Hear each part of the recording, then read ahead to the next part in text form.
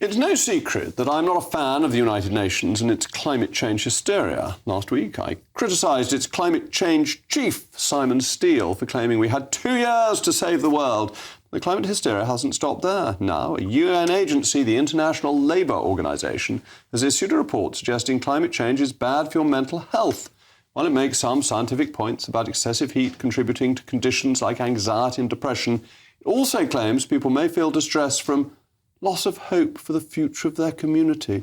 But surely it's institutions like the UN harping on about having 2 years to save the world that contribute to this apocalyptic trepidation. Well, my panel is still with me, PR consultant and Labour aide, Stella Santakidou, and the economist and fellow at the Centre for Brexit Policy, Catherine McBride. Stella, they're trying to get us going, aren't they? They're creating what they're worried about. I don't know, because when I first saw the headline, as I told you previously, I thought, is this just people who are very anxious about climate change and they're working themselves up? But no, it seems like it is that what is actually happening is there are natural disasters and people who are involved in this, either because their communities are destroyed or affected by them, or because they have to go in and help other people with rebuilding their communities. It is causing them a lot of distress, which I completely understand as a Greek, because every summer we have these massive wildfires, which they seem to be becoming more and more. And it can be very, very anxiety-inducing for people. Well, when I was a young teenager, someone wrote a book called The Limits to Growth, and I actually expected we would run out of oil and water and fresh air by 2000. And as I came and saw, not only did 2000 come and go without any incident, we had a glut of oil, a glut of almost all crops. Yields had never been higher. Commodity prices had never been lower. Everything they predicted was wrong. I have not listened to any climate change rubbish since then. We have to manage our environment. We've always done it, and the climate has always changed. Most of the way we farm in the UK is very weird for people from temperate climates, because they don't need to put their animals in sheds in winter.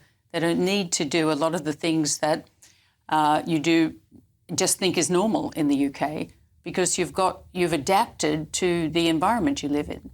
And in the same way, Australian farmers have adapted to bushfires, and they clear land and they make fire breaks. If it gets hotter in Europe, European farmers will have to start doing that as well. And that's the point, isn't it? That we need adaptability. Historically, we've had adaptability. And this is just sort of millenarianism. There's always been a tendency in mankind to say the world is about to end, and now it's sponsored by the United Nations. I do agree that there is this doomerism, there is this tendency in the human species. This is how we have survived over the centuries, by being very anxious about things and by tackling them. But I do believe in climate change. I do believe the 99.9% of scientists who say that climate change is a fact. I do think it's a problem that the planet is becoming warmer. But I also agree that we need to adapt. And there have been a few books that have been released recently about how we need to become more prepared for natural disasters, and how there are some very simple things that should be taught even in schools. But the one thing that minimises the consequence of natural disasters is prosperity. So Yes. they have an earthquake in Taiwan and almost nobody is injured. They have an earthquake in Japan. Likewise, they have an earthquake in poorer countries and thousands, sometimes hundreds of thousands of people are killed. If we make ourselves richer, and that requires cheap energy, then we protect people from natural disasters. Bingo.